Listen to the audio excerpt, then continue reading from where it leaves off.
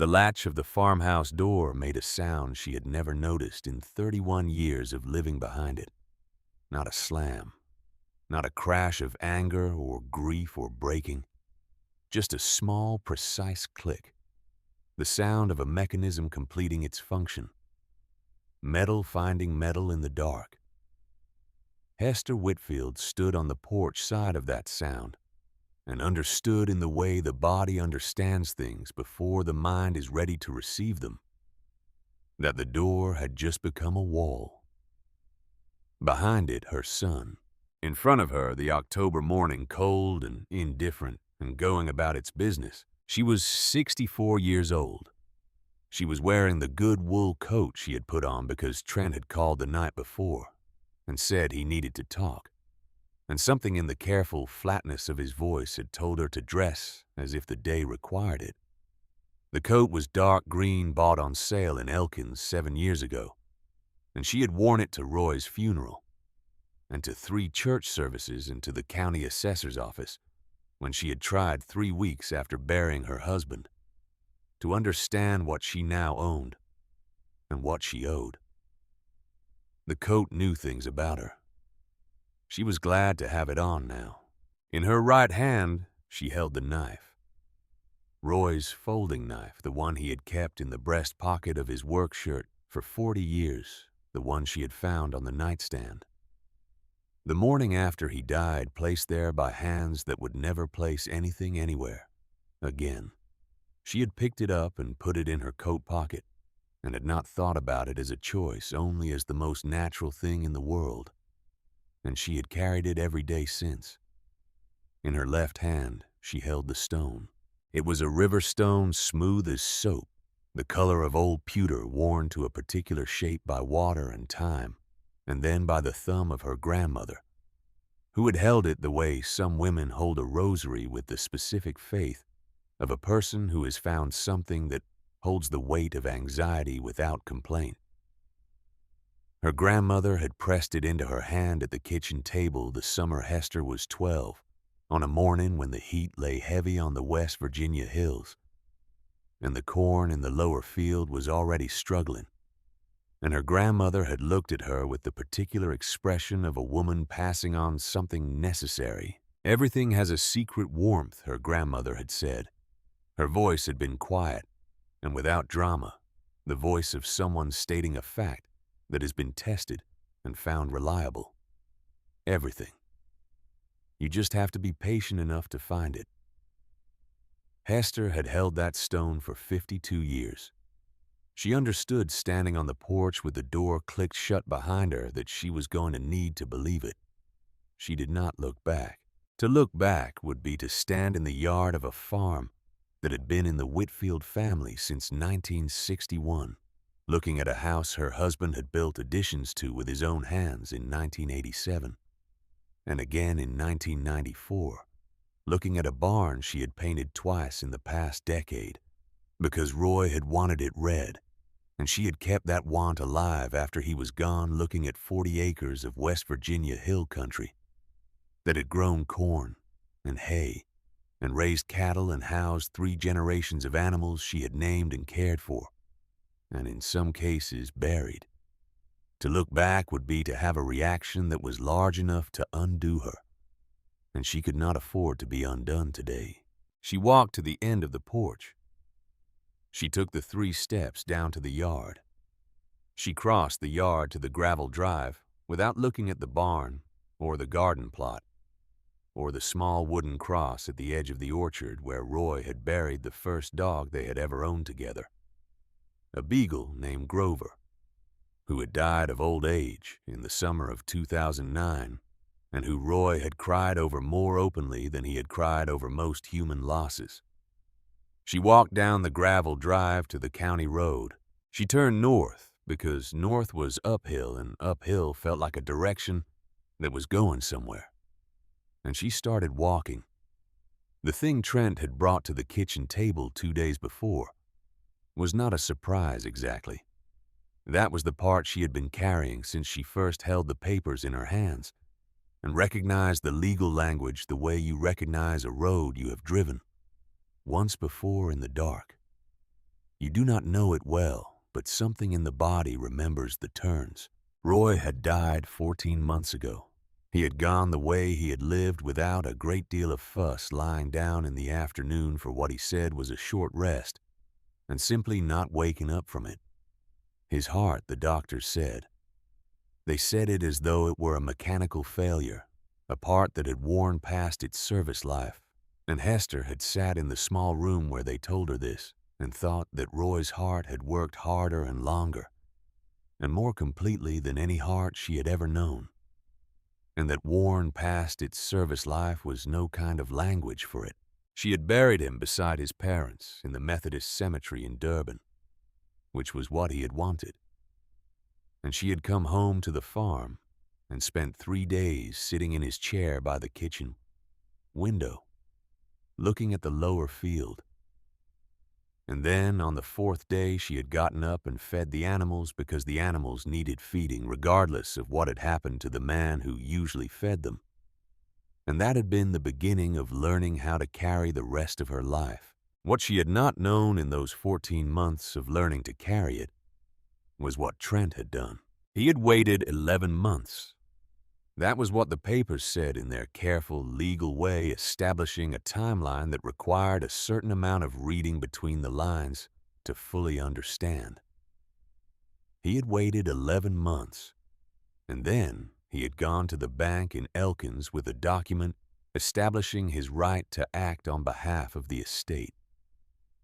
A document whose legality she was still not entirely clear on. And he had used the farm as collateral for a loan of $80,000, which he had then applied toward the debt of a landscaping business he had started in Charleston 2 years ago.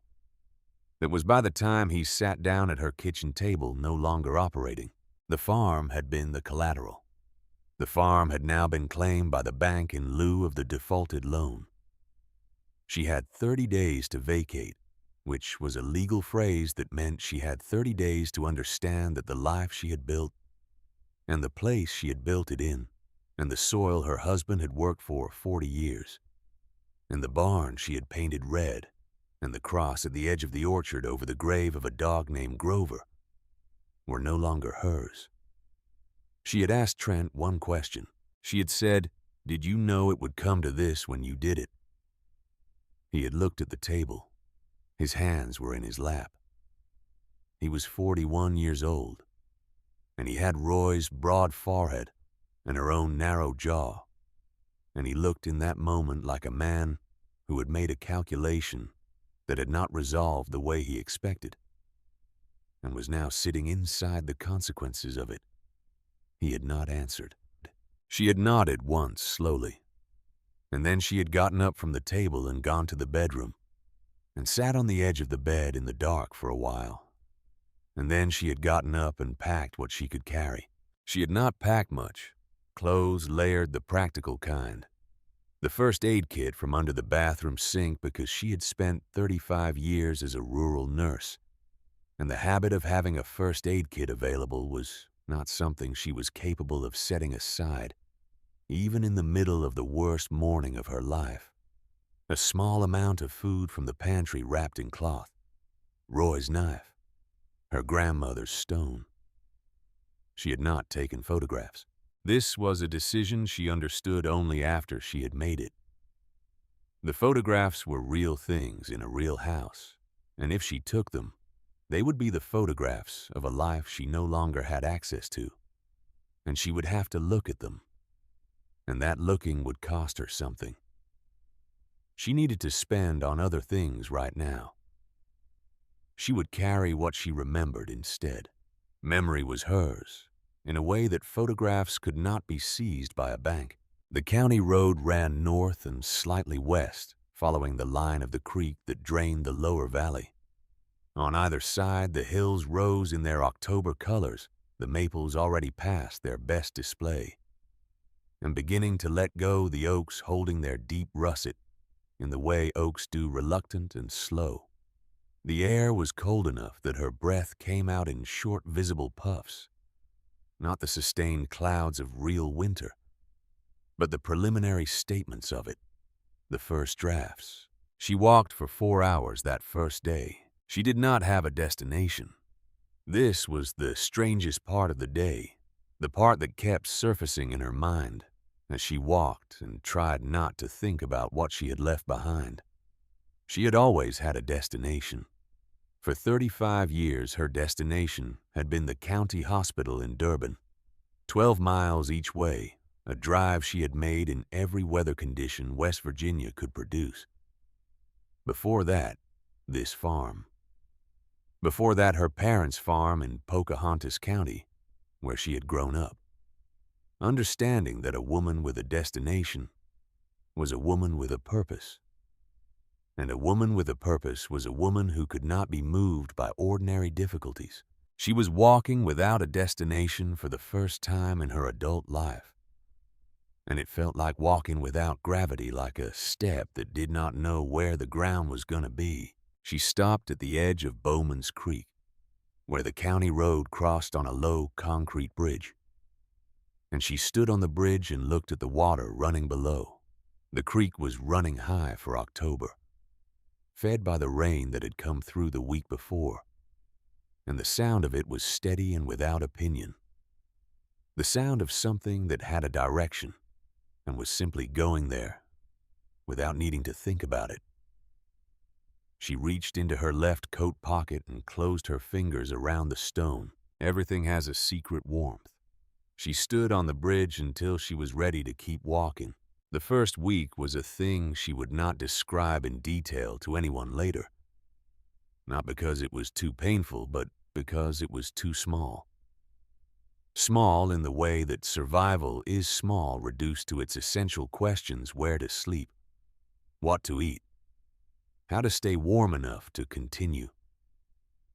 She found a hunting shelter on the second day, a rough lean-to structure built by someone decades ago and not maintained, but still functional in the basic sense, still keeping rain off a patch of ground approximately 6 feet by 8. She slept there 3 nights with her coat pulled over her as a blanket, and the question of what came next sitting outside the lean-to like a large, patient animal, waiting for her to be ready to deal with it. She ate sparingly from what she had brought and supplemented with what she knew from 40 years of living in these hills. She had grown up learning the edible from the poisonous the way children in other places learn to read as a matter of necessity and safety, and the simple, practical curriculum of rural life. She knew which mushrooms. She knew which roots. She had a cookpot in her pack, small and battered, and she used it each morning over a fire she built with the methodical efficiency of someone for whom fire was not a dramatic act, but simply a task that needed doing correctly.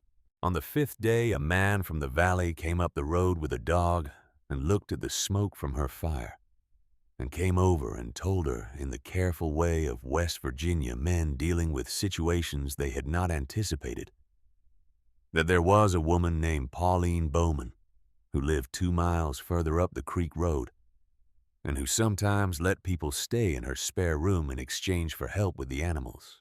He said it without looking at her directly, which she understood was its own kind of courtesy. She stayed with Pauline Bowman for 3 nights. Pauline was 78 years old and had been a widow for 22 years and had 11 goats and a strong opinion about the current state of most things, and absolutely no interest in anyone's pity, including her own. She fed Hester good soup and let her sleep in a real bed, and did not ask what had happened or what she was going to do, which was the most useful thing anyone had done for her since the door had clicked shut. On the morning of the 4th day at Pauline's, she woke to a sky that was a color she had been watching all her life, and which she knew as well as she knew her own face, low and uniform. The gray of old pewter, the gray of her grandmother's stone pressed down close to the hilltops. Not the gray of ordinary overcast, but the specific gray of something that had made a decision and was about to act on it. The first snow of the season. Pauline said at breakfast that the radio was calling for 4 to 6 inches starting by noon and dropping to single digits overnight. She said it the way she said most things, as information to be processed and responded to, not as commentary on the nature of existence. Hester looked at the window and thought about the lean-to and the hunting shelter, and the options available to a 64-year-old woman with a pack on her back in single-digit temperatures on the first real night of winter. She thought about Pauline's spare room, which was warm and dry, and which she had no claim on past the morning she was currently sitting in. She thought about the mountain. The mountain had been at the western edge of her awareness for the entire week she had been walking. It was not possible to be in this part of West Virginia without being aware of the mountain. The long ridgeline that ran north to south along the upper edge of the valley, wooded to its upper reaches, and then bare granite at the top, a presence that the people who had lived in this valley for generations spoke of with the particular mixture of respect and familiarity that people reserve for things that have been neighbors for a very long time. She had never gone high on the mountain. In 31 years on the Whitfield farm, she had walked its lower slopes in the springs and summers, when she had time and the inclination, finding in the woods there the particular silence that can only be found in places that have not been organized for human convenience. But she had never gone to the upper slopes to the granite face of the high ridge, because there had always been things to do on the farm, and the mountain would be there another day. She ate Pauline's breakfast and thanked her and packed her things and walked out into the morning. The cold hit her the way cold hits in the mountains immediately and comprehensively, finding every gap in her layering and moving through it. She pulled the collar of the green coat up and started walking north and west toward the base of the mountain, because the mountain was the one direction that no one else in this situation would think to go, and because something in her chest, some navigational instinct she could not name, was pointing her that way with the quiet insistence of a compass finding north. It began to snow at 11 in the morning, not the gentle preliminary snow of an ordinary West Virginia winter, the soft-edged flakes that drifted down and settled on everything and made the world quiet and beautiful for an afternoon. This was the first serious snow of a season that had already decided it was going to be serious, coming in on a northwest wind that turned the flakes sideways and reduced visibility, and found the gap at her wrist between glove and cuff and worked its way in with cold deliberateness. She was on the lower slope of the mountain when the wind fully committed itself. She had been following a game trail up from the valley floor, a thin track in the leaf litter pressed flat by deer over many seasons. And the trail was familiar in the way that game trails in this part of the state are always slightly familiar, running the natural lines of the terrain, the paths of least resistance, that are the same paths any living creature chooses when it is going somewhere and trying not to waste energy getting there. She had been climbing for 2 hours, and the farm in the valley below was no longer visible, hidden first by the trees and then by the snow, and the world had contracted to the 20 feet of visibility around her, and the trail under her feet, and the sound of the wind in the pines above. She needed shelter, and she needed it in the next hour. The upper slope of the mountain, where the trees began to thin and the granite showed through, was not a place to be in this weather without a structure.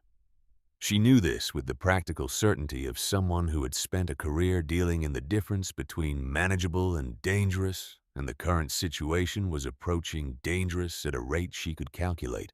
She was traversing the slope, moving along the face of it, rather than climbing directly, looking for anything that the terrain might offer when she saw the ivy.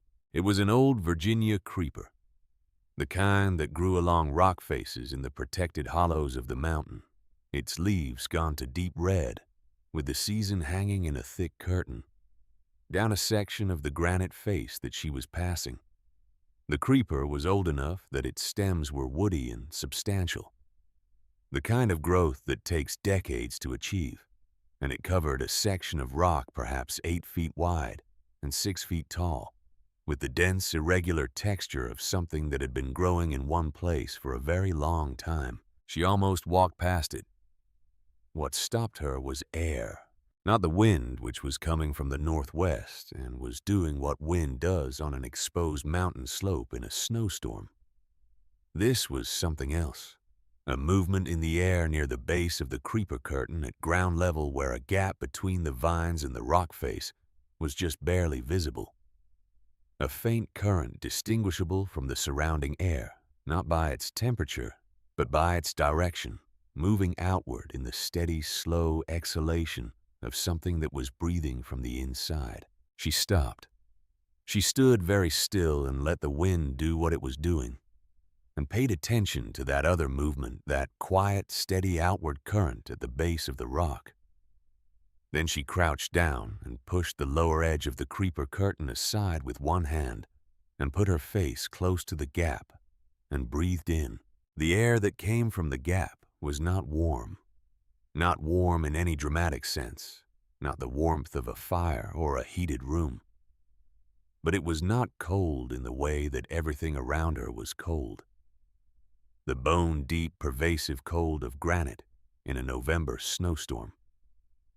It was the temperature of something that had been insulated for a long time from the conditions outside it. A temperature that had nothing to do with the current weather and everything to do with what was on the other side of this rock face. She held her bare hand in the gap.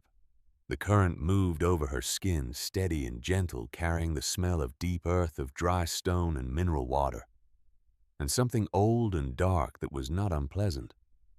The smell of places that had been sealed from the surface world for a long time. She pulled the creeper curtain further aside with both hands. Behind it was an opening, not a natural fissure or a shallow depression in the rock, but a deliberate opening roughly cut in the granite, the marks of iron tools still visible on its edges despite however many decades of weathering had passed over them. It was approximately 5 feet high and 3 feet wide at its widest point.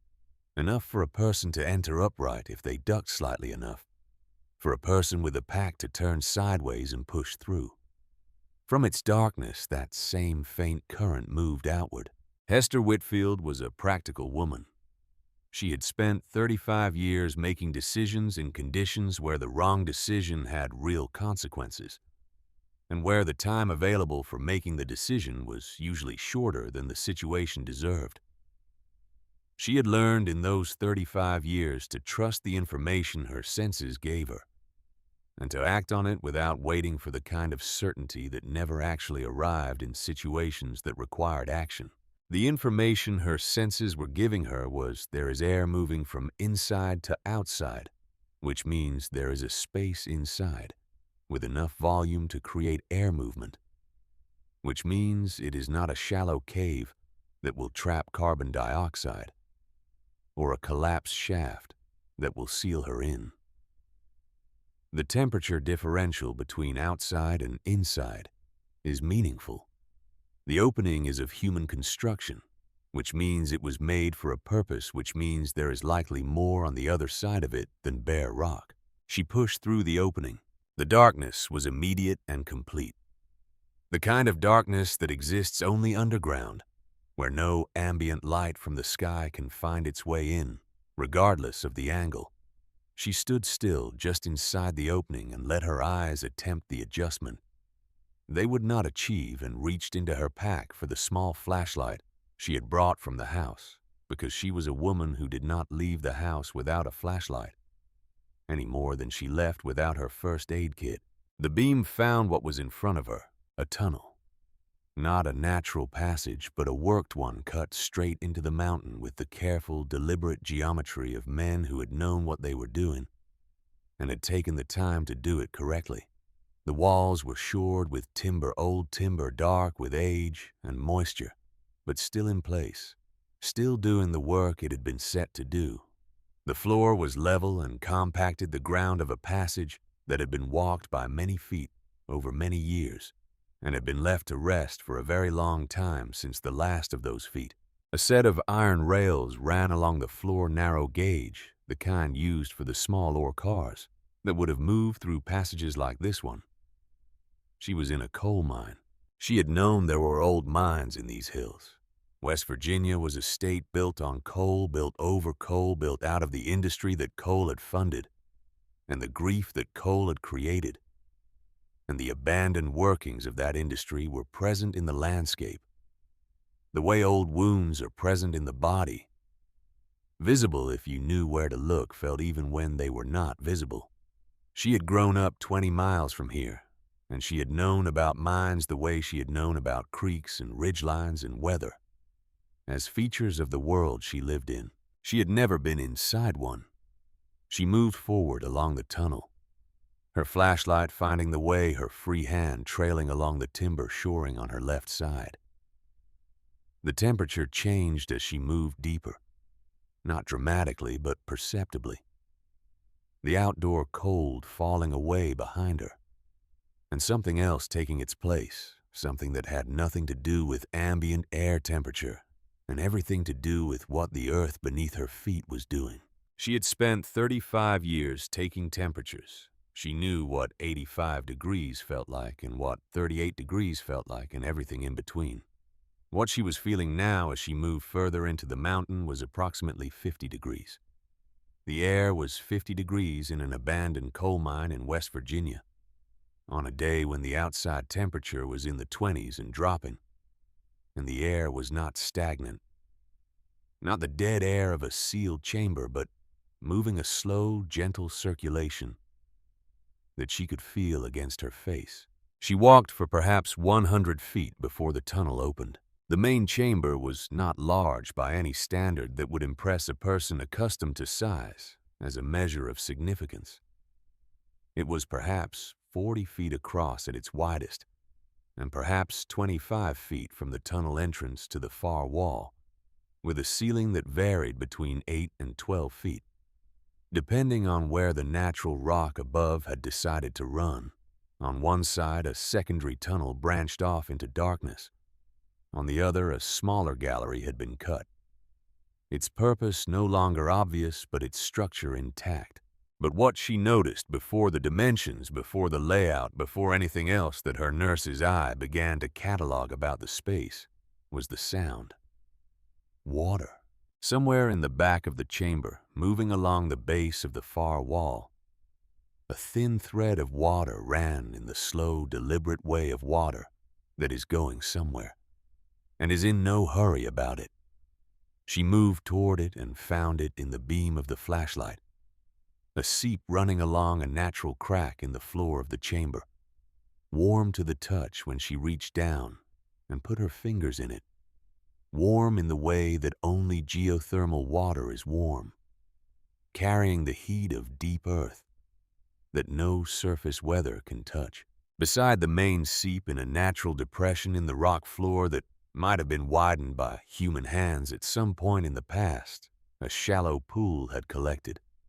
She put both hands in it and felt the warmth move through her fingers and up her wrists and into the cold joints of her hands, and she held her hands there and breathed.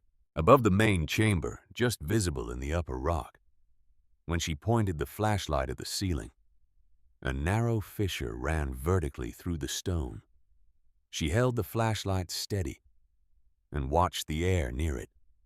The beam illuminated a faint movement, a drift in the air that was being drawn slowly upward through the fissure, out through the mountain into the sky above, a natural chimney, a geothermal water source, a temperature 50 degrees above what was happening outside. Hester Whitfield crouched by the warm pool and turned the flashlight off, and sat in the complete dark of the mountain and listened to the water moving and the air moving, and the distant, muffled sound of the storm on the surface above her. And she closed her fingers around the river stone in her left coat pocket, and she held it the way her grandmother had held it, with both purpose and patience. She had been a nurse for 35 years. She had spent those years looking at living systems and understanding what they needed, and providing it sometimes with instruments and medications and the formalized knowledge of a medical education, and sometimes with the older and quieter knowledge of a person who had been paying attention to living things since childhood.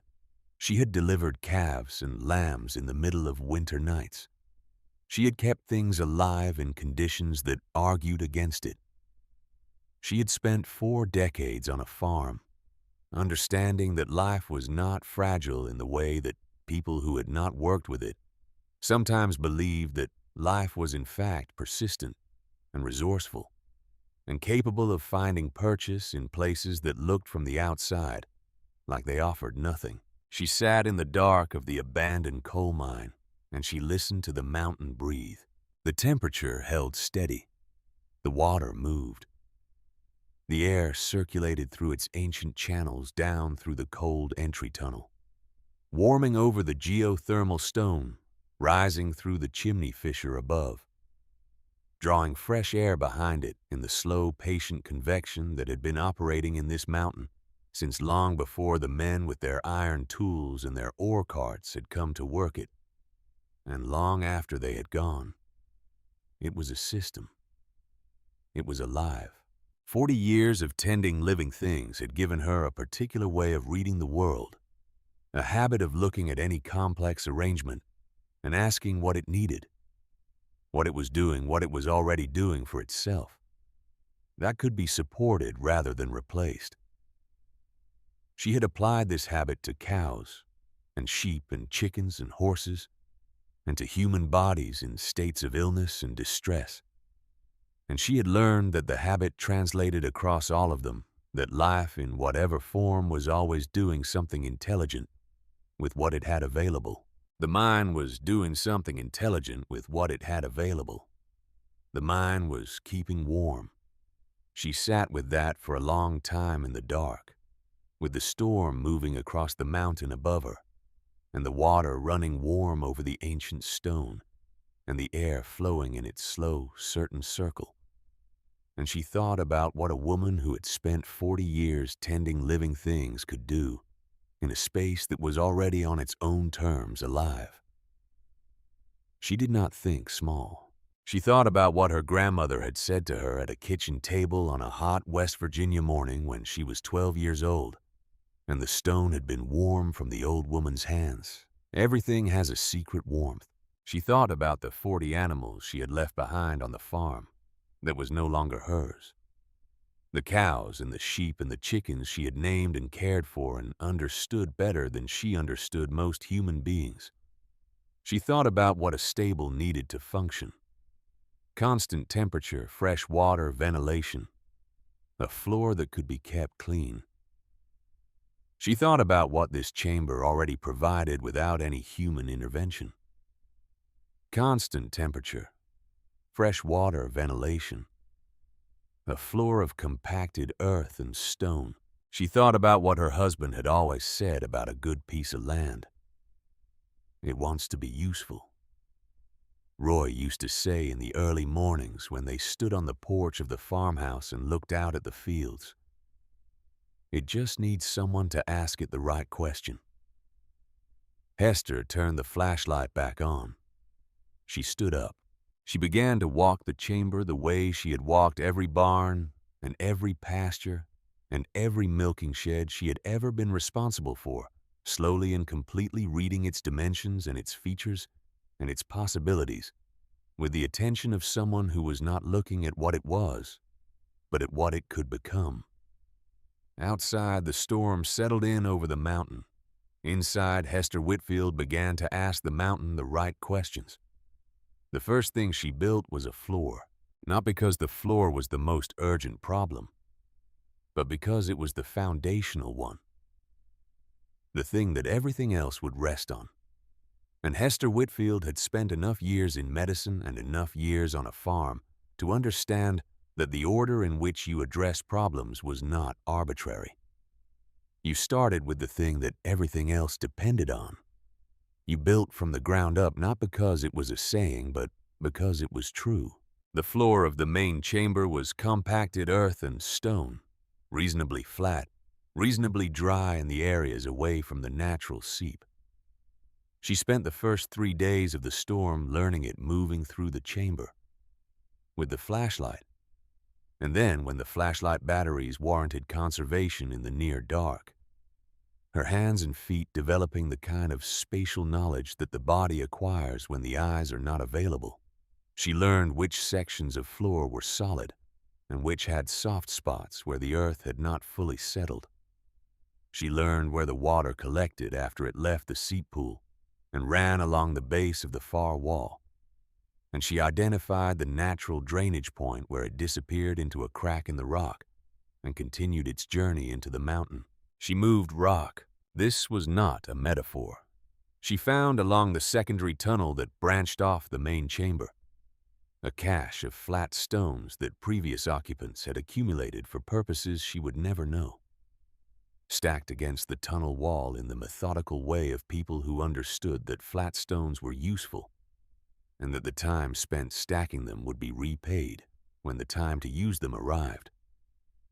She moved them into the main chamber one or two at a time, carrying them against her chest in the dark, and she laid them in the areas of the floor where she intended to build. She did not have mortar. She did not need mortar.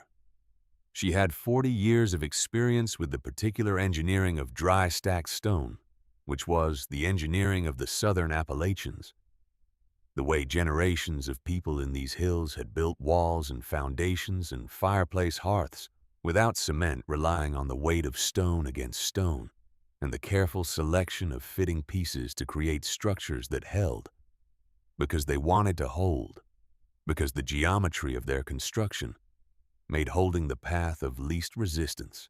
By the end of the first week, the section of floor she had identified as the primary living area was covered in flat stone laid close enough together that a hoof or a boot would not find the gaps. The storm broke on the 7th day. She emerged from the mine entrance into a world that had been remade overnight. The snow settling into stillness under a sky that had cleared to a cold, hard blue. The silence of the mountain after a serious storm. The particular quality of quiet that comes when a loud thing has finally finished speaking. She stood at the entrance and breathed the outdoor air, which tasted different from the air inside, sharper and less mineral. And she looked out at the valley below where the snow lay in its white certainty over everything. And she allowed herself 2 minutes of simply standing and looking before she went back to work. She needed materials, and materials meant going down the mountain. She was not yet ready to go back to the valley. The valley contained the farm that was no longer hers, and the people who knew her history in it.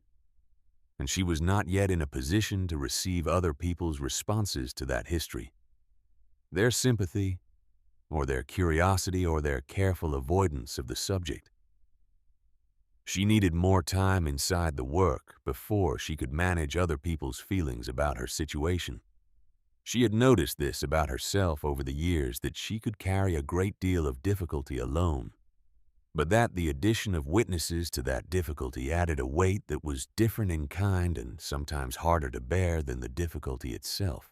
What she found on a careful traverse of the upper slope in the days after the storm was adequate for the immediate work. The mountain had been logged at some point in the past, not recently, but within living memory. And the logging had left behind the casual debris that logging always left sections of trunk too crooked, or knotted for milling purposes, branches of a size that did not justify the effort of removal. Occasional whole trees that had fallen in the wrong direction and been left rather than dealt with. These were not good timber, not the straight-grained, useful lumber a carpenter would want. But they were wood, and they were dry because they had been dead long enough. And Hester was not building a house. She was building enclosures for animals that were not yet here. And for that purpose, a crooked log that would hold a shape was as useful as a straight one. She had Roy's knife. The knife was not an axe, but she had used it for 30 years and knew exactly what it could do, which was more than people who did not use knives that way generally understood. She had also found in the first 2 days of exploring the mine a piece of mining equipment that had survived the decades in reasonable condition, a short-handled pick with a head still solid enough on its haft to be used with some confidence, the wood dry and somewhat shrunken in the handle, but functional, the iron head heavy and present. This was not a woodworking tool. But it was a tool, and a 64-year-old woman with a tool in her hand was not the same as a 64-year-old woman without one. She worked from first light to last light for 3 weeks. The first enclosure she built was small, barely large enough for a single animal, using the upright timbers from a section of collapsed shoring that she cleared from the secondary tunnel and dragged into the main chamber. She fitted them together in the notched and interlocked style she had learned from Roy, who had learned it from his father, who had built the original barn on the Whitfield farm in the 1950s, and who had understood that a structure built this way would hold through weather, that would take apart a structure built with nails, because wood that is fitted against wood in the right way is pulling toward itself, rather than being held against its inclination. The enclosure was not beautiful.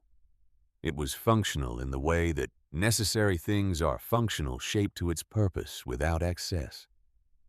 She stood back from it when it was done and looked at it in the lamplight, and something in her chest that had been wound tight for the past month released a fraction of a turn. It was a thing she had made. It was standing. She was 4 weeks into her life in the mine, and the enclosures were taking shape. And the water system she had roughed out from salvaged pipe and stone channels was beginning to move warm water from the geothermal seep to the troughs she had constructed when she found the lamb. She had gone down the mountain that morning to the lower slope where the second-growth forest gave way to the open scrubland of an old cleared field that had been reverting to nature for 20 or 30 years. The blackberries and hawthorn moving in from the edges, the hardwoods coming up slowly behind them. She had been there twice before in the past weeks, moving along the edges of the scrub, looking for the dried weed stalks that still held seed heads, worth harvesting, storing them against the possibility of animals that would need feeding. The sound she heard was small and intermittent, the kind of sound that could be dismissed as wind if you were not paying attention. A thin, strained note that repeated at irregular intervals. She stood still and located it the way she had always located sounds in her landscape, by turning her head slowly until the direction resolved, and then moving toward it. The lamb was perhaps 3 months old. Its wool thickened for winter, but matted now with ice and the debris of the hawthorn thicket it had pushed into. It had gone in after something, perhaps the dry grass visible at the thicket's interior, and had become entangled in the interlocking branches in a way that had tightened with each attempt to pull free, until now it was held fast at the shoulder and could not move in any direction without increasing the pressure on its trapped leg. It was shaking, not the shaking of cold alone, but the deeper shaking of a body that has been in distress for a long time and has moved past the capacity for ordinary fear into something quieter and more dangerous. Hester went down on her knees beside it. She looked at it for a long moment before she reached for it. She had delivered hundreds of animals in her 40 years on the Whitfield farm, and she had watched many more die, and she had developed over those years the ability to read a living creature's status quickly and accurately from the information its body was presenting. Temperature, muscle tone, the quality of the breathing, the responsiveness of the eyes. She read the lamb the way she had read everything she had ever been responsible for, and what she read was this animal is close to the edge of what it can sustain, but it has not crossed. She began to work at the hawthorn branches with Roy's knife, not cutting through them, but cutting the specific tension points, the branches that were pulling against the lamb's shoulder and leg, working methodically from the outside in, removing the trap rather than the animal from the trap. It took 40 minutes. The lamb did not resist her after the first few minutes, which was either trust or exhaustion, and she understood it was likely the latter, but chose not to think about the difference. When it was free, it could not stand. She took off the outer layer of her coat and wrapped the lamb in it and lifted it against her chest, its head against her shoulder, and she began the climb back up the mountain. It weighed perhaps 25 pounds. 25 pounds was not a great deal on flat ground, but the slope was steep and the footing was uncertain, and she was 64 years old, and the morning was cold enough that her breath came hard and fast with the effort. She stopped 3 times on the way up, not to rest exactly, but to redistribute the weight and catch her breath and make sure the lamb was still breathing against her chest, its small ribs moving in the compressed, irregular rhythm of a creature that has not yet decided whether to continue. She carried it through the mine entrance and through the tunnel and into the main chamber, and she set it down on the flat stone floor near the geothermal seep in the warmest section of the chamber. Then she crouched over it and began to do what she had spent 35 years doing. She rubbed its legs the way she had rubbed the legs of calves born in February ice storms. The deep, firm strokes that moved the blood back to the extremities that told the body through the language of heat and pressure that it was not alone. She trickled warm water from the seep pool into its mouth with a folded piece of cloth, a drop at a time, letting the body absorb what it could manage before offering more.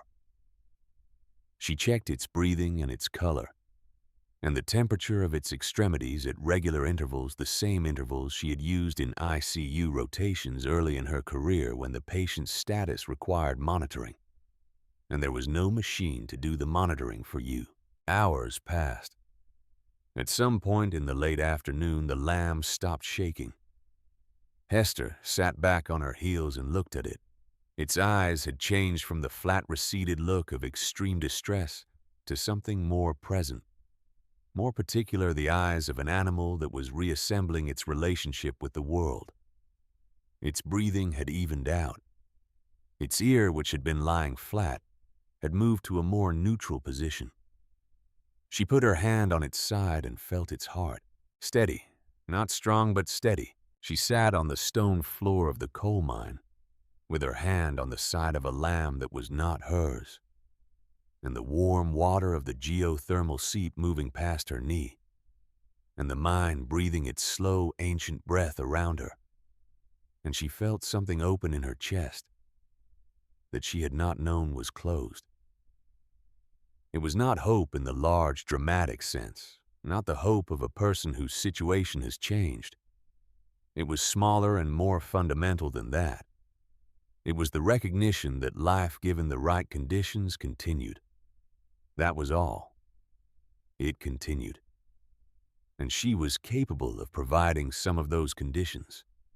She had been providing them for 40 years, and she was here now, and she was still capable of it. She named the lamb Stone. She named it after her grandmother's river stone, which she had taken from her coat pocket while she was carrying it up the mountain to have her hand free for the animal, and which she had put in the pocket of her inner layer, and which she could feel now against her ribs, the smooth, worn weight of it, the warmth it had taken from her body. Everything has a secret warmth. Stone learned the chamber in 2 days. That was the remarkable thing about it. The thing that told Hester something she needed to know. The lamb, once recovered to the point of mobility, did not pace the enclosure she had built it in the anxious circuit of a confined and unhappy animal. It moved with the particular quality of an animal that has assessed its environment and found it acceptable, methodical and curious, pressing its nose into the corners, investigating the water troughs, settling into the areas of greatest warmth, with the instinctive competence of a creature whose ancestors had been selecting for comfort for 10,000 years. It thrived. This was not a word Hester used casually. In 35 years of watching living things, she had seen many animals survive situations that should have killed them, and she had seen others fail to survive conditions that seemed entirely manageable. And she had come to understand that the difference between surviving and thriving was not always explicable and not always within the range of what any intervention could produce. Some things thrived. Some things merely continued. Stone thrived. Its coat, which had been matted and dull when she found it, grew in thick and clean over the following weeks. It drank the mineral-rich water from the geothermal seep without hesitation, and ate the dried grass and weed seeds she brought from the lower slope, and seemed to find both adequate. It grew, not in the explosive way of an animal, on rich pasture and good weather, but steadily with the particular patient growth of something that has everything it essentially needs and is making use of it. She watched it, and she understood what Roy had understood about good land. It wants to be useful. It just needs someone to ask it the right question. She was asking better questions now. The money situation required solving in a way that the immediate problems of warmth and structure had not. She had come out of the farmhouse with what she had on her body and in her pack, which included a modest amount of cash she had kept in the bedroom drawer. The kind of small reserve that rural people in West Virginia kept outside the banking system, because the banking system had demonstrated over enough generations that it was not always present when you needed it. She had spent some of this in the first weeks. She had enough remaining for limited purchases in town if she could manage the social navigation that going to town required. She went down in the third week on a morning of hard cold and clear sky, and she went to Harmon, which was the nearest small town, and which was not the town where she had nursed for 35 years, and where everyone knew her. Harmon had a feed store and a small general goods operation, and a woman named Vera Ostrowski, who ran a thrift enterprise out of the back of her garage on Fridays, and who did not ask questions about the sources of what came in or the purposes of what went out. She bought over several visits a quantity of chicken wire, some basic tools. She did not already have a set of used but functional rubber boots, and 2 small books on geothermal energy in plain language that she found in the dollar bin at the back of the thrift garage, and which she read 3 times each in the lamplight of the mine. The books gave her names for what she was working with: geothermal gradient, the rate at which temperature increased with depth; thermal mass, the capacity of stone and earth to absorb and retain heat; convective circulation, the movement of air driven by temperature differential. She had understood all of these things in practice in the specific embodied knowledge of a person who had been living inside the system for weeks. What the books gave her was the framework, the language, the ability to think about what was happening, not just as local and immediate, but as a principle, something that could be understood and therefore more deliberately used. She used this understanding to improve the ventilation. The natural convective circulation of the mine was effective at maintaining the baseline temperature, but it was passive, driven entirely by the heat differential between the geothermal stone and the surface air. She could not increase the geothermal heat, which was what it was, and would be what it was, regardless of her preferences. But she could manage the circulation more actively, directing where the cold air entered and where the warm air left, using the principle the books described, and the topography of the mine that she now knew, in the detailed way of someone who had walked every foot of it in the dark. She built a baffle at the main entrance. It was a simple structure, a wall of salvaged timber and packed earth set back from the entrance at an angle that slowed the incoming cold air without blocking it, forcing it to warm on the stone of the entry tunnel before it reached the main chamber. It was not different in principle from the entryway design she had seen in old farmhouses in this part of West Virginia. The small enclosed vestibules that broke the direct connection between outside and inside, that gave the cold air a chance to give up some of its cold before it arrived where the living happened. She built it in 2 days and felt the difference in the main chamber within hours. Odell Crane arrived on a Tuesday. She heard him before she saw him heard the particular way a person moves through snow when they are not trying to be quiet, the steady, unhurried crunch of someone who is going somewhere on a defined route and is not worried about what they will find when they get there. She was in the secondary tunnel at the time working on extending the water channel, and she came back to the main chamber entrance and stood in the near dark and listened to the footsteps slow at the mine entrance. She was not afraid. This was a fact she noted without much analysis. She was not afraid of a person arriving at her door because she had been a rural nurse and a farm woman for her entire adult life. And in both of those capacities, she had learned that the world contained more people who were simply going about their business than it contained people who intended harm. And the sound she was hearing was the sound of someone going about their business. She stepped to the mine entrance and looked out. The man standing at the curtain of Virginia Creeper was perhaps 67 years old, heavy-set in the way of men who have spent their lives doing physical work with the particular weathered quality of outdoor skin that comes from decades in the field, rather than in an office. He was carrying a pack that was heavier than a day pack and lighter than a camping pack. The kind of load a person carried when they were going somewhere specific and had packed for the specific purpose. He had a pair of binoculars around his neck and a notebook in the breast pocket of his coat that was worn soft from use. He was looking at the ground near the mine entrance with the focused attention of a man reading a page, tracing the natural ground surface and what it was doing. He looked up when she appeared. He did not flinch. He did not reach for anything. He did not perform the theatrical surprise of a man who has not seen her before and is recalibrating. He looked at her with the steady assessing gaze of someone who processes new information before responding to it. He said, "I am tracking a thermal anomaly. This ridge has been showing elevated surface temperatures on my equipment for the past 3 seasons, and I have been trying to find the source." She looked at him. He said, "My name is Odell Crane. I spent 30 years with the State Geological Survey before I retired. I live about 2 miles further up the ridge east face." He paused. "I'm not here to cause trouble.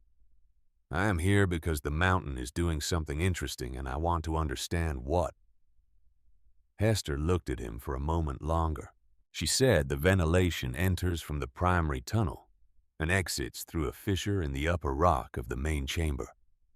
The convective cycle is driven by the differential between the geothermal gradient and the surface air temperature. In winter, with the outside temperature in the 20s, the differential is strong enough to move air through the system at a measurable rate. Odell Crane blinked. She stepped back from the entrance and gave him room to come in. He came in. What followed was not a conversation in the ordinary sense. It was the meeting of 2 people who spoke the same language and had arrived at that language by very different routes. His through the formal channels of a geological survey career, and hers through the specific education of a person who had spent months inside a living system, paying attention to what it was doing. He asked questions about the temperature differential, and she answered them. She asked questions about the structure of the geothermal gradient, and he answered them. They moved through the mine together, his instruments and her knowledge of the space, working in combination in the way that 2 different kinds of accuracy sometimes work together, each confirming what the other had approached from its own direction. He ran the flat of his hand along the stone wall the way she had run her hand along it in the first days, slowly covering the surface. He said, "This is not common, not in terms of the geology, which is unusual for this part of the state, but not unprecedented in terms of the application." He looked at the stone trough with its running water. He looked at the enclosure where Stone was watching them, with the composed attention of an animal that had decided these large, upright creatures were not a threat. He said, "What are you planning to do with it?" She told him. She told him what she had understood in the moment of reading the chamber by lamplight in the first hours, and what she had been building toward in the weeks since. The temperature range, the water source, the ventilation system, the natural chimney that would carry smoke from a small fire without fouling the air, the floor that would drain and dry, the walls that held the heat in the way that thermal mass held heat, not fiercely but steadily giving back at night what they had absorbed during the warmer part of the day. He listened without interrupting. This was a quality she noticed and appreciated, the ability to receive information without needing to insert responses into it while it was still arriving. When she finished, he was quiet for a moment. Then he said the secondary tunnel on the east side has a section of deteriorating shoring about 40 feet in. The timber is failing at the base. If you are planning to expand your operations in that direction, which your description suggests, you may need to, that section needs to be addressed before it becomes a hazard. She had known about the secondary tunnel's shoring issue. She had identified it in the first week and had been considering how to address it with the tools available. She said, "I know." He said, "I have the equipment to do it correctly. It is not complicated if you know the technique."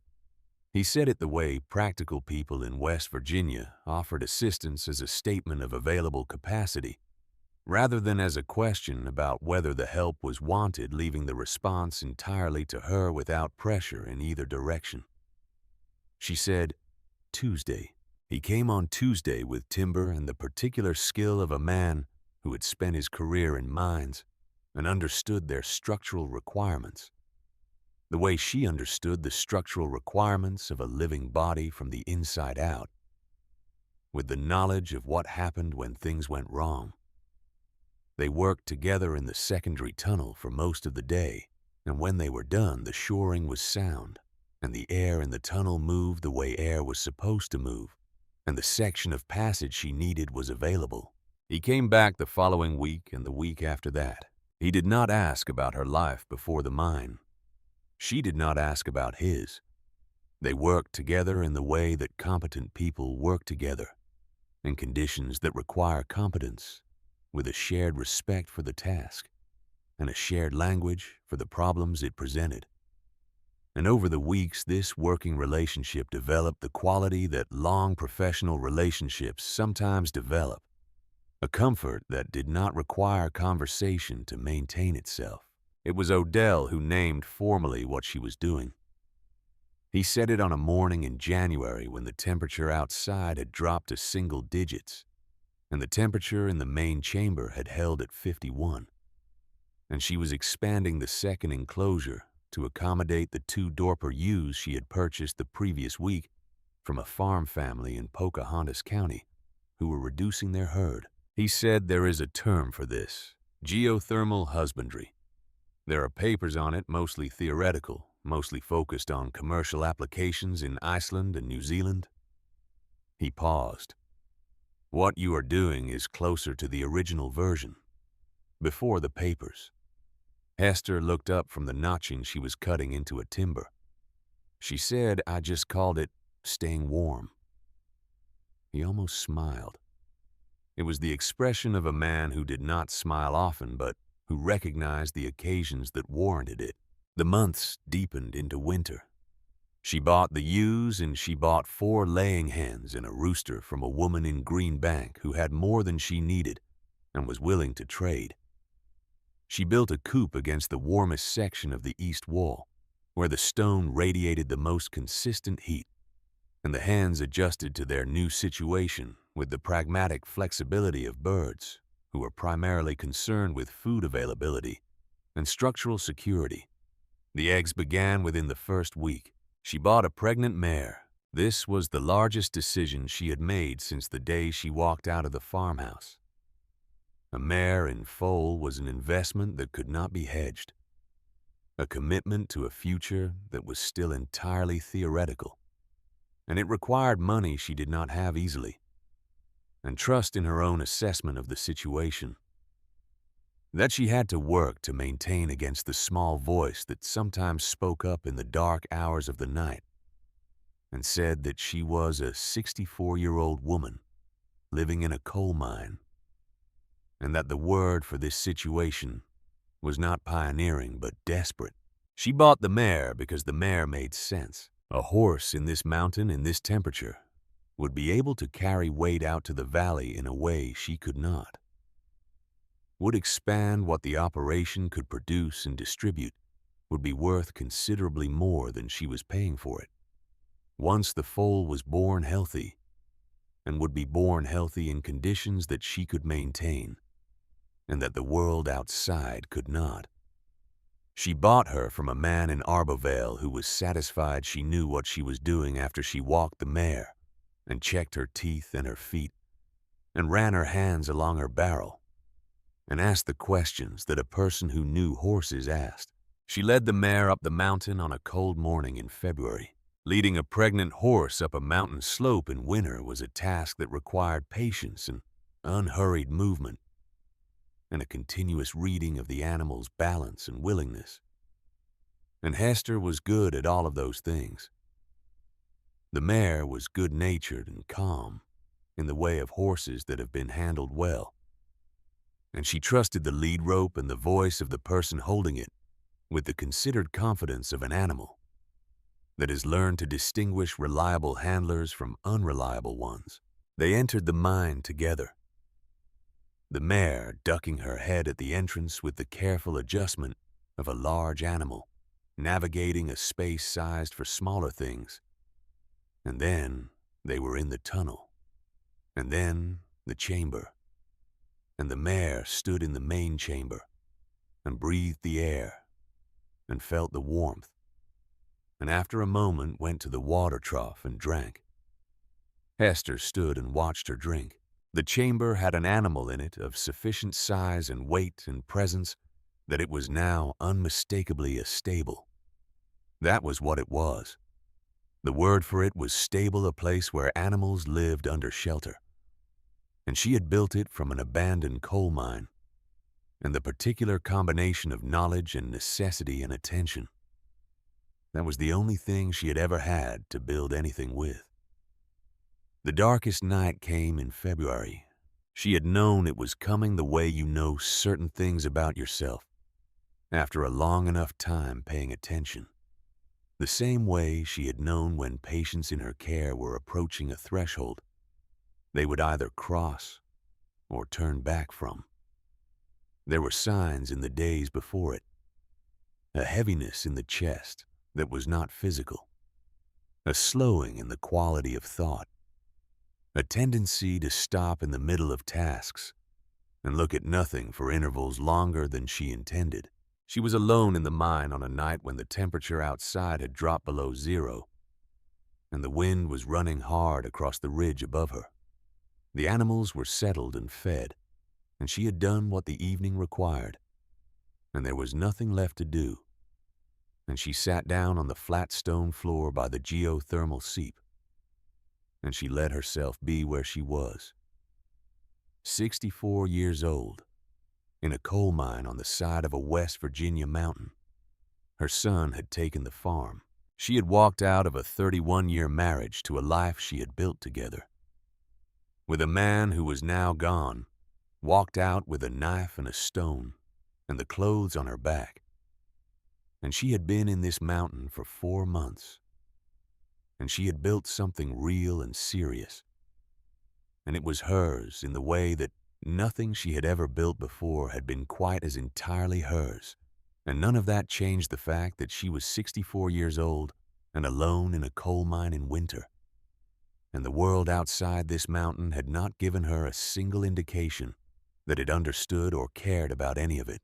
She reached into her inner pocket and took out the stone. She held it in her palm.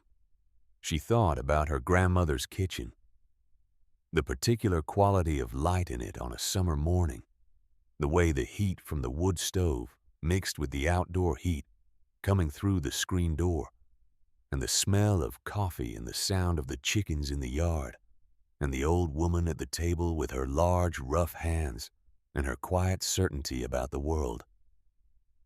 Everything has a secret warmth. She closed her fingers over the stone. She sat in the dark for a long time, not fighting the darkness, but also not giving it the thing it was asking for, which was her belief that this was the end of something. This was not the end of something. She knew the difference. She had sat with enough people at the ends of things to know what that felt like, and this was not it. This was the middle. This was the February of something, the hardest part of a season that would eventually, because seasons always did turn. She held the stone until its temperature matched the temperature of her hand, until she could not distinguish the warmth of the stone from the warmth of her own skin, until they were the same thing. Then she got up. She added water to the mare's trough. She checked the shoring in the secondary tunnel, running her hand along the timber, in the methodical way Odell had taught her, feeling for the particular give that indicated moisture damage.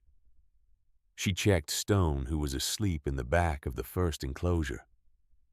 It's breathing, the slow, regular breathing of a healthy animal in a warm space. She went to bed on the earthen platform she had built against the south wall, covered in the blankets she had accumulated over the months, and she listened to the animals breathe, and the water move, and the mountain doing the slow, patient thing it had been doing since before any human being had thought to ask anything of it. And she let the sounds of the living system she had built carry her towards sleep. In the morning she worked. The weeks that followed were the weeks she would remember later as the core of it, the heart of the enterprise, the months that were neither the beginning nor the end, but the substance of the middle. She expanded the second enclosure. She learned the mare's temperament in the intimate daily way of someone responsible for a large animal in a confined space, the particular signals of her comfort and discomfort, the posture of a mare approaching her term, the signs she had read in 100 horses before this one, and which were the same here as they were everywhere, because bodies spoke consistent languages regardless of where they lived. Odell came twice a week. He brought tools and information and occasionally food, and he worked beside her in the mine with the steady, competent presence of someone who had found, late in his own life, a project that was worth his attention. They did not talk about themselves much. They talked about the work, the properties of thermal mass, the behavior of the convective system under different weather conditions, the structural requirements of the expanding stable. They talked about the animals the way people talk about animals when the animals are serious, when they matter for reasons beyond sentiment. They talked sometimes about the winter in the valley below them. The reports were coming up from Harmon in the pieces of information that Odell brought from his occasional trips to town. The cold had been consistent and serious since December, more consistent and more serious than anyone in the valley had seen since at least the 1990s. And the valley's animals were beginning to show it. 3 families had already lost significant portions of their cattle herds. A sheep farmer north of Durban had lost his entire flock in a 2-night cold snap when his barn heating failed. The feed stores were reporting supply difficulties because the county roads were not reliably passable for the delivery trucks. Hester listened to this information. She listened to it the way a nurse listens to the reports about conditions in the community as information that is both relevant and not yet her problem, as data that is accumulating towards something she does not yet know the shape of. She listened and she looked at the mare's belly, which was very large now and moving with the interior activity of an animal, approaching her time, and she went back to her work. The mare's labor began on a night in late March when the outside temperature had dropped to 5 degrees and the wind was coming from the northwest in the long, sustained gusts of a late-season cold event. Hester had been expecting it. She had been reading the mare for 2 days. The subtle changes in posture and breathing, and the specific restlessness that is the language of an animal, preparing for an enormous physical event. And she had arranged the foaling area with the same methodical preparation she had always brought to births, which was the preparation of someone who understood that the difference between a birth that goes well and one that does not often came down to what was already in place when the critical moment arrived. She was there for all of it. The foal arrived at 2 in the morning, a filly dark bay strong enough to stand within the hour, which was the signal Hester had been waiting for. The signal that meant what needed to happen had happened. And what came next was the quieter and ongoing work of making sure it continued. She checked the foal's temperature and breathing and the quality of its first nursing. With the focused attention of someone for whom this kind of attention was not a performance but a practice. Something she had been doing so long it was indistinguishable from breathing. The foal stood in the warmth of the mine, her new legs finding their adjustment to the stone floor. Her mother watching with the particular stillness of a mare in the immediate aftermath of birth. And outside the mountain the wind ran hard and cold over everything it could reach. Inside the temperature held at 52 degrees. Inside the water moved in its warm, slow thread from the deep earth. Inside, Hester sat on the stone floor with her back against the warm wall and looked at the new filly finding her footing and felt the particular satisfaction of a woman who has asked the mountain the right questions and received in the way mountains respond, not a spoken answer, but a living one. The filly's name was Ember. Hester did not name her immediately, the way she did not name anything immediately, because she understood from long experience that the right name for a living thing arrived in its own time and could not be forced without becoming something less than true. She watched the filly for 3 days before the name came, and it came not as a choice, but as a recognition the way correct things are recognized rather than decided. The filly moved in the lamplight of the mine with a particular quality, not bright and not dark, but something in between the warm intermediate color of a coal that has passed the stage of active flame and settled into the steady, deep glow of sustained heat. That was Ember. That was exactly what she was. The spring came to the mountain above them in the slow, incremental way of Appalachian springs, which did not arrive so much as accumulate, adding a few degrees of certainty each week, until the doubt about whether it was actually happening finally gave way to the fact of it. Hester tracked it not by the calendar, but by the behavior of the animals, which registered the change in season. Before any thermometer confirmed it, the small adjustments in appetite and rest, and the particular restlessness of animals that could smell something in the air that their winter selves had forgotten. She began going to the lower slope regularly in April, spending the morning hours in the mine, attending to the animals in the afternoon hours on the mountain ranging further down toward the valley floor. As the snow retreated, and the ground began to give back what it had held since November, she was gathering information as much as materials. She was learning the shape of what had happened in the valley below her over the winter she had spent inside the mountain. What she learned in pieces and fragments came from what she saw rather than what she was told. She saw the fields. The lower pastures along the creek road were not the winter white she might have expected in early spring, but a gray-brown that was not quite the color of dormancy. It was the color of ground that had been loaded beyond its capacity and had not recovered. The fence lines in several places showed evidence of damage that had not been repaired. Posts tilted or down, entirely wire sagging. A barn she had known for 30 years belonging to a family named Corbett, who had run cattle on the bottomland east of the creek, showed a collapsed section on its north face that had not been there in October. She saw the absence of animals. This was the thing that told the most. West Virginia bottomland in April was supposed to have animals in it. The first cows moved out from winter quarters to the early grass, the sheep and their lambs on the south-facing slopes where the warming came first. The fields were empty. Not the managed emptiness of rotational grazing or deliberate rest, but the hollow emptiness of fields that had nothing to put in them. She did not go into the valley. She was not ready for that yet, and the valley was not yet asking for her.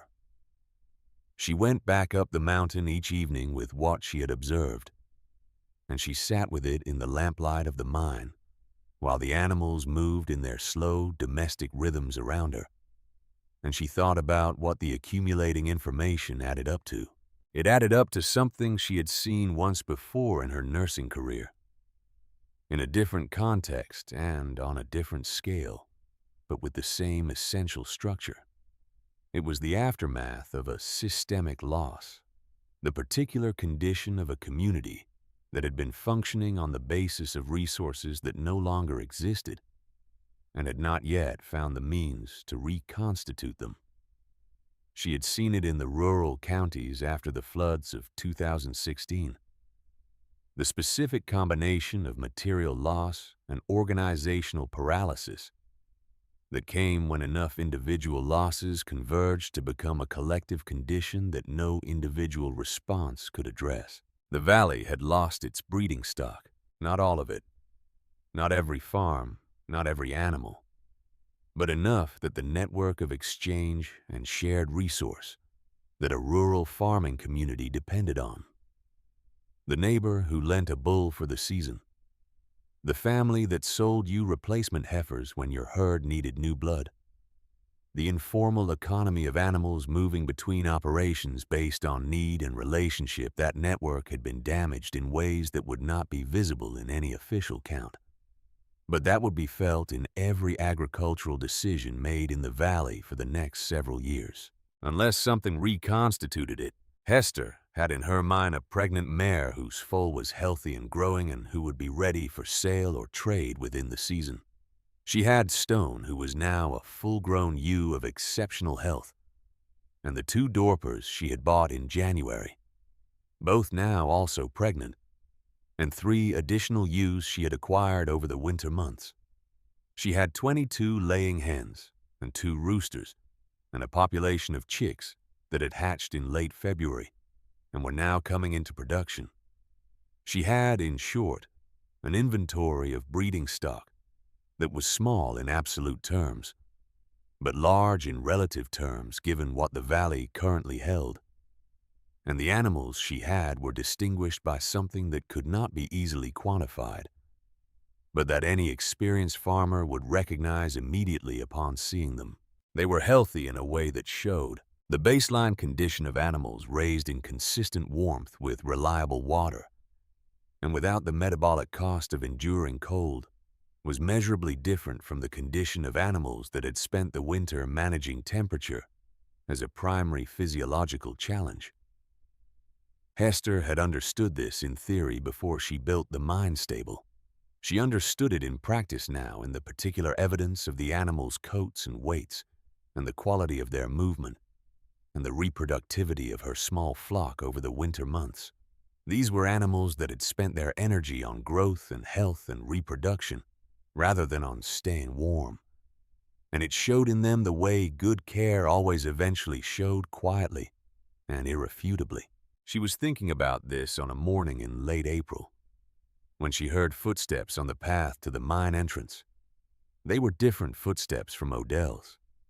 Odell moved with the particular efficiency of a man who knew the terrain light, and economical placing his weight with the accuracy of long familiarity. These footsteps were heavier and more deliberate, the steps of a man who was not on a path he knew well, and who was managing the slope with some difficulty. She came to the mine entrance and looked out. Reverend Silas Dodd was 62 years old and had been the pastor of the Methodist congregation in Durban for 19 years. And Hester knew him in the way that rural West Virginians know their clergy, which was completely and without the distance that urban life sometimes maintained between people and the institutions of their community. She had known him when his hair was not gray. She had known his wife Loretta, who had died of cancer in the winter of 2019. And she had sat with them both in those final months in the capacity that blurred the line between nurse and neighbor. And friend, that rural practice always eventually blurred. He had not called ahead. This was notable because Silas Dodd was a man of consideration, someone who gave notice before arriving, who understood that his presence required something from the people he visited and tried to minimize that requirement. That he had come without calling meant that calling had not been possible or had not felt adequate to what he needed to say. He looked at her when she appeared at the entrance, and his face had the quality she had seen on it in the months after Loretta died, the particular expression of a man carrying something larger than he had expected to be carrying and managing it with the dignity he required of himself. He said, "Hester, I've been trying to figure out how to come up here for 2 weeks." She looked at him. She said, "Come in." He came through the entrance and through the tunnel and into the main chamber, and he stopped as everyone stopped and looked at it. She watched him take in what was there, the enclosures and the animals stone in her pen, and the ewes and the hens in their coop and Ember in the foaling stall beside her mother, and the flat stone floor, and the water running warm from the seep, and the lamplight and the temperature that was in late April, with the outside air barely above 40, a full 10 degrees warmer than anything outside. He put his hand against the stone wall. He stood there for a long moment with his hand against the wall. Then he turned and looked at her, and his expression had changed. The carried weight still present, but joined now by something else. Something that was not quite relief, but was in the vicinity of it. The expression of a man who has been looking for something and has found it in a place he could not have anticipated. He sat down on the wooden bench she had built against the west wall, a simple structure of mine timber that served as seating and occasional work surface. He said, "I have not come to offer you anything that resembles adequate." He said it directly without preamble, in the way of a man who has learned that certain conversations were damaged by insufficient directness. He said, "What happened to you was wrong in ways that I did not address at the time, because I did not know what to say, and that silence was its own wrong, and I am sorry for it." Hester looked at him. She said, "Silas." He said, "The valley is in serious trouble." He did not describe it the way she might have expected, with the rhetoric of crisis or the emotional amplification of a man accustomed to speaking to congregations about difficult things. He described it plainly, the way a man describes something when he had moved past the stage of processing it and arrived at the stage of dealing with it. The winter losses, the empty fields, the families who had spent what they had on feed for animals that died anyway, and who had no capital left for replacement stock. The Corbett family who had sold their land in February to a man from Charleston who wanted it for a hunting property. The 3 other farms that were considering the same. He said, "We are watching the valley become something different from what it has been. Not all at once, one farm at a time." She sat with this for a moment.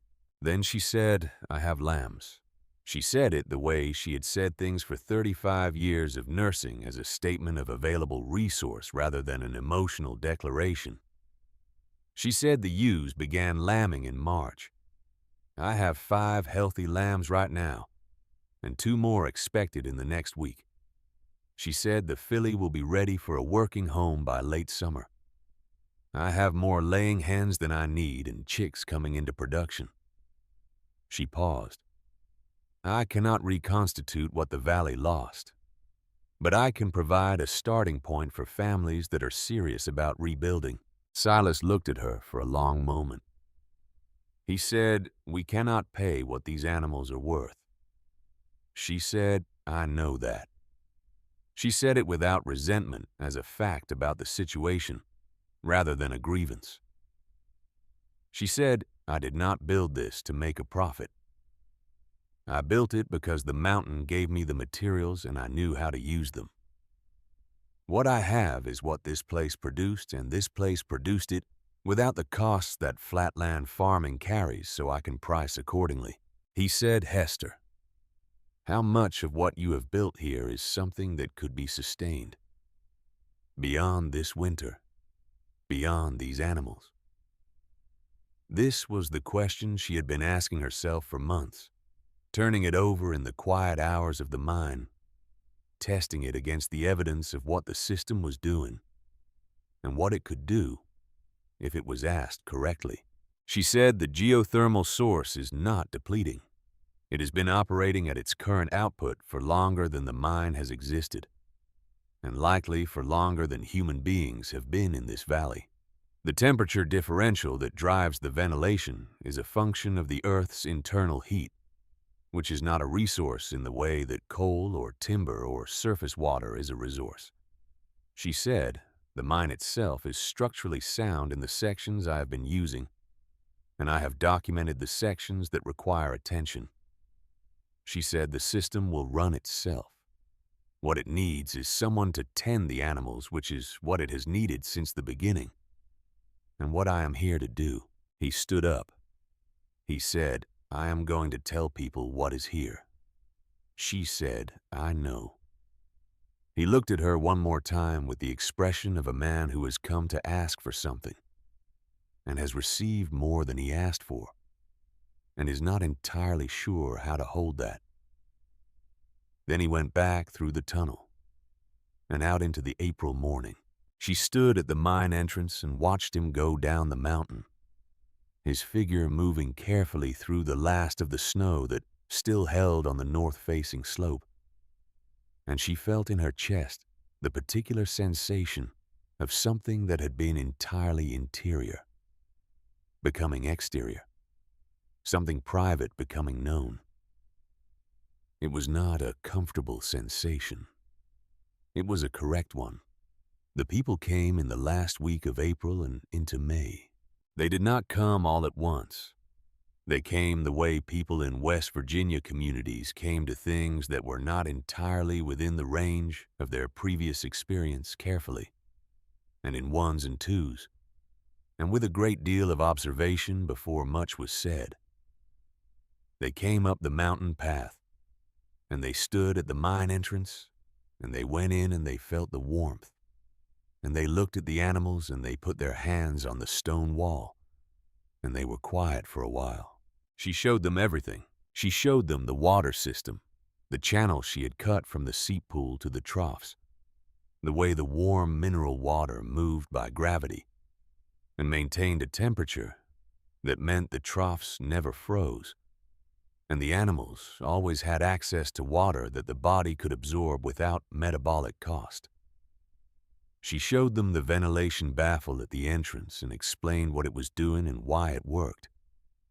She showed them the natural chimney in the upper rock and the small hearth she had built beneath it, which she used on the coldest nights, not for heating, which the geothermal system handled, but for cooking and for the specific comfort that fire provided. She showed them the animals. This was where most of them stopped talking and started looking in the particular way of people who worked with animals and understood what they were seeing. The lambs were exceptional, and she knew it. And she let the animals speak for themselves rather than advocating, because the evidence of a healthy animal was more persuasive than anything she could say about it. And she had learned in 35 years of nursing that the most effective thing you could do when you had good evidence was to present it clearly and then stop talking. She sold 8 lambs that first week at prices that were below market in dollar terms and above market in practical terms, because what she was selling was not just an animal, but a starting point, a breeding pair, or a small foundation. Flock for a family that had nothing to breed from. And the value of a foundation was different from the value of an increment, and she priced accordingly. She sold the first filly from the mare at a price that made the buyer hesitate and then accept with the expression of someone who recognized that they were getting something worth more than the asking. The hens went in batches of 6 with instruction. She sat with each family that came, and she told them what she knew about maintaining small flocks through a serious Appalachian winter. Not from a book, but from 40 years of doing it, and one winter of doing it in conditions that had required her to understand the principles behind the practice, rather than merely executing the practice. She told them about thermal mass and about windbreaks and about the water temperature requirements of laying hens and about what the difference between a surviving hen and a productive hen looked like over a winter and what produced that difference. She told them what she could. Odell came more often during the weeks when the valley people were coming up the mountain. He was useful in a different way than he had been in the winter, less as a working partner, and more as a presence that the visitors found reassuring, a man with professional credentials and a scientific vocabulary who could confirm what Hester was telling them, and add to it the particular kind of authority that institutions confer. She did not need this confirmation herself, but she understood that other people sometimes did, and she was practical enough about human nature not to resent it. He stayed later in the evenings during this period. One evening in May, after the last visitor of the day had gone back down the mountain, and the animals were settled, and the mine was quiet, he sat on the west wall bench and looked at the chamber, with the expression of a man who had been thinking about something for a while, and had arrived at the end of the thinking. He said, "I should tell you something." She looked at him. He said, "I have been coming up this mountain for 3 years tracking this thermal anomaly." He said, "When I found you here, I was not entirely surprised, which is to say the geological record of this site suggested that the mine had the properties I found, and I had been expecting to find some form of human use of it.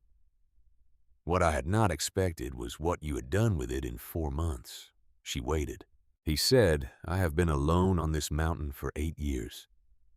He said it the way he said most things, plainly and without decoration, as a statement of fact, rather than a bid for sympathy.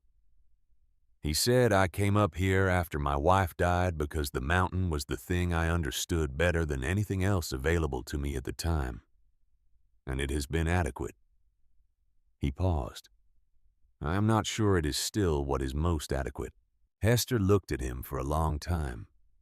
He did not look away.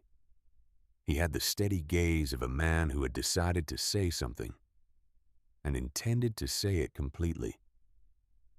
She said, "I am 64 years old, and I live in a coal mine." He said, "I know where you live." She said, "I am not the same person I was when I lived in the farmhouse." He said, "I did not know the person who lived in the farmhouse. I know the person who built this." She looked at the chamber around them, at the stone floor she had laid, and the enclosures she had built, and the water running in its warm channel from the deep earth, and the animals sleeping in the lamplight, and the natural chimney above, carrying the small smoke of the evening fire, upward through the mountain into the dark sky beyond. She looked at all of it for a long time. Then she said, "Ask Reverend Dodd if he has a Sunday in June." Trent came in the last week of May. She did not know he was coming.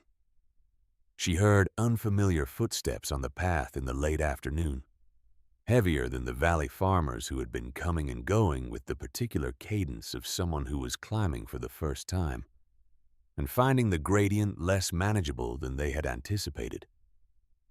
She went to the entrance and looked out and saw her son coming up the path in the wrong shoes for a mountain, the kind of light boots a man wore when he lived in a city and had not thought carefully about where he was going. He stopped when he saw her. They looked at each other across the distance. He was 41 years old, and he was her son, and he had Roy's broad forehead and her own narrow jaw. And he looked in the afternoon light of a May mountain like a man who had rehearsed what he was going to say, and discovered on arrival that the setting was nothing like the setting he had rehearsed it for. He looked past her to the mine entrance, to the curtain of Virginia creeper, pulled back to the darkness of the tunnel beyond. He could see, she knew, the faint warm light from the inner chamber, the lamplight that was visible from the entrance as a subtle quality of the air, rather than a direct source. He could see, she knew, the vent pipe that Odell had helped her install the previous month, a simple chimney extension that carried the mine's exhaust air above the roofline of the ridge, and from which, in the cool May air, a faint warmth was still visible, as a slight atmospheric distortion, a shimmer above the vent that was the mountain's breath made momentarily visible. He stood and looked at all of it. She waited. "He said, I heard what you have been doing up here." He said it quietly, not with the forced casualness of a man pretending something is smaller than it is, but with the specific quietness of a man who has learned that the thing he thought was small was not small, and is adjusting to that information. She said nothing. He said, "Reverend Dodd told me. He told everyone. He said I heard it from 3 different people before I came up here myself." She waited. He opened his mouth, and she could see that what was there was not nothing, that there were words in him, that some version of what he needed to say had been forming since at least the moment he had decided to climb this mountain. She waited for them. They did not come.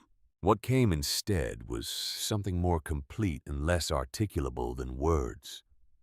The expression on his face of a man who has made a calculation that turned out to be wrong, in a way that he had not anticipated, and who is standing inside the wrongness of it, and does not know how to fix it, or whether it can be fixed. He looked at the mine entrance. He looked at the vent pipe.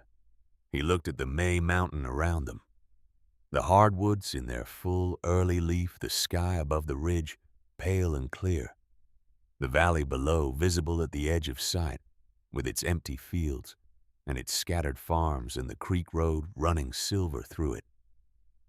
He did not come closer. He stood at the edge of the property of the thing she had built, and he looked at it, and she stood at its entrance, and she looked at him, and between them was the distance of a year and a decision, and all of its consequences. She thought about what she felt. She had expected in the months in the mine that she would spend time thinking about Trent, about the specifics of what he had done and why, and what she wanted to say to him, and what she wanted from him. She had found in practice that there was not much time for that kind of thinking when there was work to do, and animals to tend, and a system to maintain, and visitors to instruct, and a future to build out of the materials available to her. The thinking about Trent had happened in pieces in the interstices of the work, and what had come out of those pieces was not the clean narrative of grievance and resolution she might have constructed in a quieter life. What had come out was something quieter and less resolved and more honest. She looked at her son standing at the edge of what she had made, and she felt for him the specific sadness of someone who has been given something, and set it aside, the sadness that was not anger and not forgiveness, but something more complicated than either, the sadness of watching a person be less than they could have been, and knowing that the loss was theirs, even when you were the one who had been hurt by it. She had loved Roy for 31 years. She had loved this boy imperfectly and entirely for 41 years. Those were facts about her that had not been changed by what had happened in October, any more than the geothermal heat of the mountain had been changed by the winter that had passed above it. She said the valley needs good people right now. He looked at her. She said there are farms down there that are going to be sold if the families who own them cannot find a way to start again. She said a man who knows contracts and banking and the kind of law that deals with property might be useful to people who are trying to hold on to what they have. She said it without emphasis, as information rather than instruction, and she let it sit between them in the May air, and she did not add to it. He stood with it for a long time. Then he nodded once, a small movement, and he turned and went back down the mountain. She watched him until the path curved and he was gone. She stood at the mine entrance and listened to the mountain breathe around her, and she thought about her grandmother who had lived until 91 and who had held the stone for 60 of those years, and who had said what she said at a kitchen table on a summer morning. because she had learned it from her own life, from her own losses, from the specific curriculum of difficulty that every person who lives long enough eventually encounters. Everything has a secret warmth. She reached into her inner pocket and took out the stone and held it in her palm, and looked at it in the afternoon light. The smooth, pewter surface worn to the particular finish of long handling the shape that her grandmother's thumb had worn into it, and that she had continued all these years without knowing she was doing it. The wedding was in the second week of June. Silas Dodd came up the mountain with his Bible and a small notebook of prayers he had written, specifically for the occasion. Prayers that were not the standard text, but the particular words of a man who had known both of them for years, and understood that the occasion required something that fit the people and the place. He had told her when she asked him to perform the ceremony that he had never married anyone in a coal mine before. She had told him there was a first time for everything.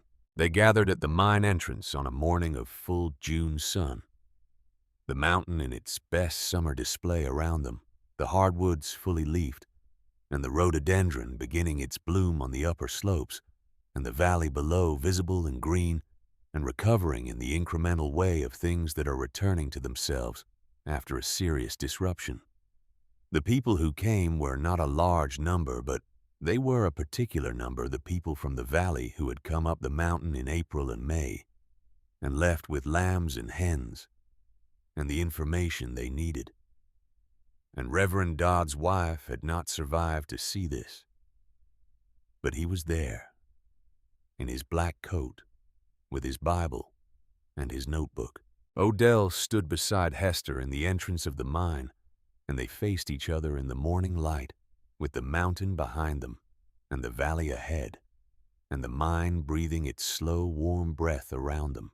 Silas said the words he had prepared, and they were the right words, quiet and specific, the words of someone who understood that what was being joined here was not two people in the abstract, but two particular people in a particular place that one of them had built from what the other had helped her understand. Hester held the river stone in her left hand throughout the ceremony. She had not planned to do this. Her hand had found it in her coat pocket when she was standing at the entrance waiting for the ceremony to begin, the way her hand had always found it in moments that required grounding, the way it had found it in the storm and in the dark of the mine on the hardest February night, and in the farmhouse kitchen on the morning the door had clicked shut, and she had held it and continued to hold it because the occasion seemed to call for it. When it was done, when Silas had said what he came to say, and the people who had gathered had said what people say at such occasions, she looked out at the valley below, and she thought about the year that had passed between the click of a door and this June morning. The farms were coming back, not all of them, and not quickly, and not without loss. That would not be fully recovered, but coming back in the way that things came back in this part of the world slowly, and with roots, rather than speed building from the bottom in the direction of a life that was going to outlast the year that had produced it.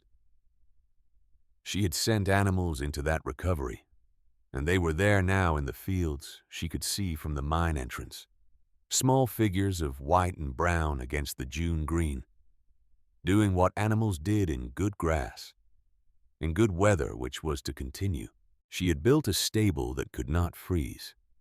She had built it from a mountain that was keeping something from a warmth that had been present in the earth for longer than any human accounting, from the particular knowledge of a woman who had spent her life tending living things, and who had, when the last ordinary structure of her ordinary life was taken from her, discovered that what she knew was enough to build a different kind of structure entirely.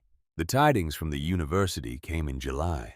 A professor of agricultural science from West Virginia University, a woman named Garvey who worked in sustainable systems and who had read a report filed by a geological survey alumnus named Odell In the spring arrived on a Tuesday with 2 graduate students and an equipment pack, and a quality of academic excitement that expressed itself as a series of very precise questions delivered at a rate that exceeded the normal pace of conversation in that part of West Virginia.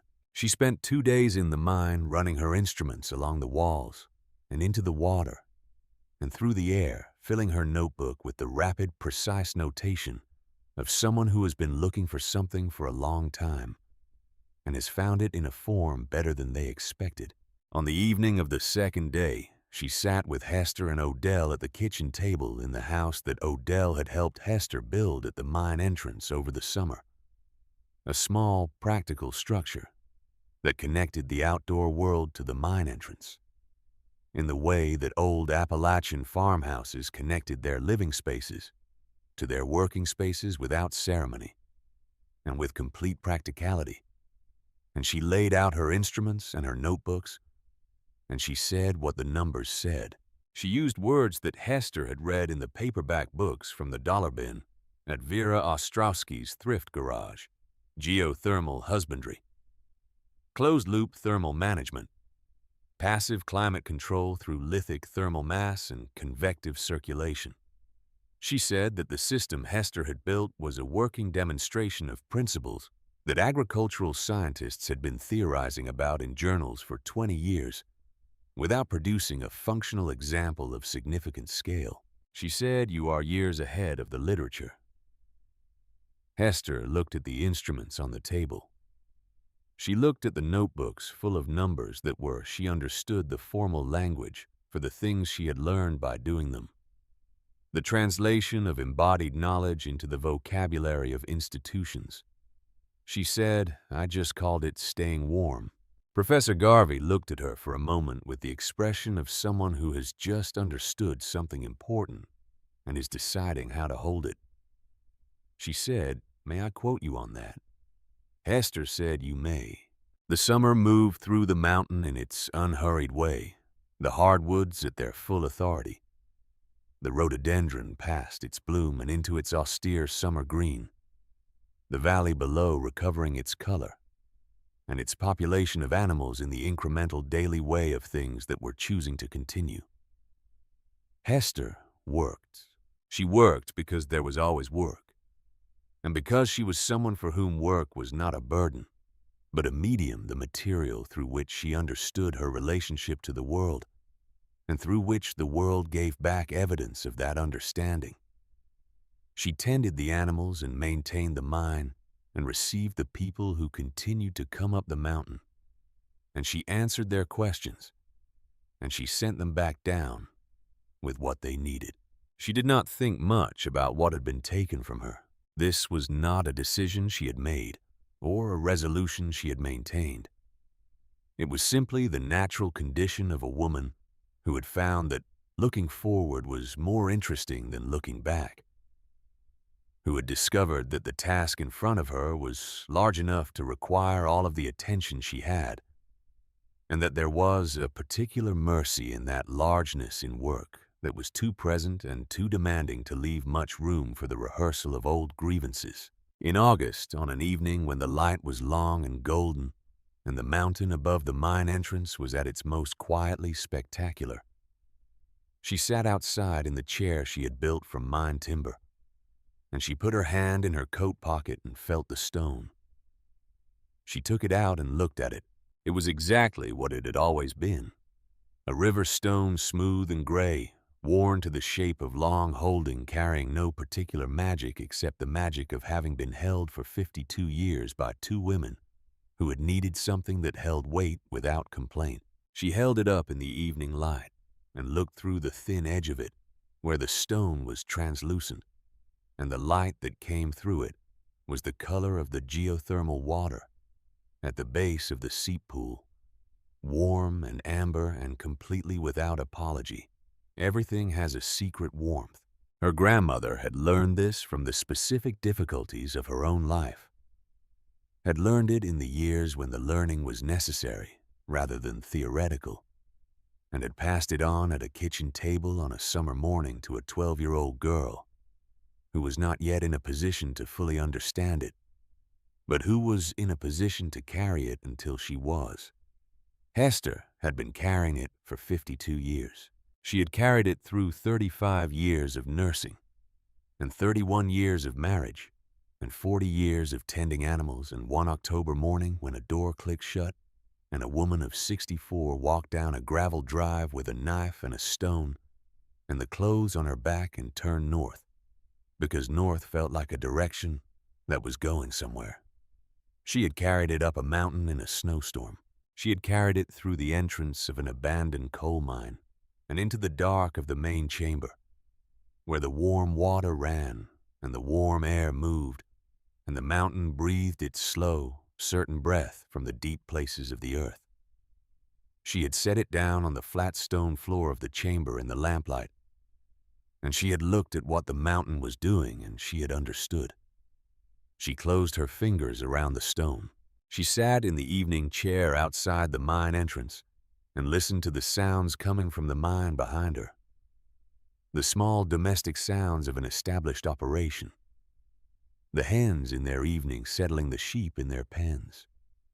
Ember in her stall, moving with the composed confidence of a young horse that has known only warmth and adequate care, and has no reason to understand the world as anything other than a place that makes provision for the things that live in it. She listened to the mountain breathe. It breathed out through the vent pipe above her the warm mineral breath of the deep earth, moving up through ancient stone and out into the August evening and dispersing into the sky, becoming part of the air that moved over the mountain and down the valley slope and across the fields where the animals she had sent down there were moving in the last light, and further out across the valley floor and up the far ridge and beyond, past all the places she could see from this chair, past all the places she knew. She let it go. The stone was warm in her hand, the warmth of 52 years of holding, and the warmth of her own body, and the warmth of a mountain that had been keeping something for longer than any of them could measure, and would keep it long after all of them were gone. She held it, and she was warm, and the evening was warm, and the mountain was warm, and below her the valley was returning to itself in the slow, patient way of things that have deep roots and are not finished.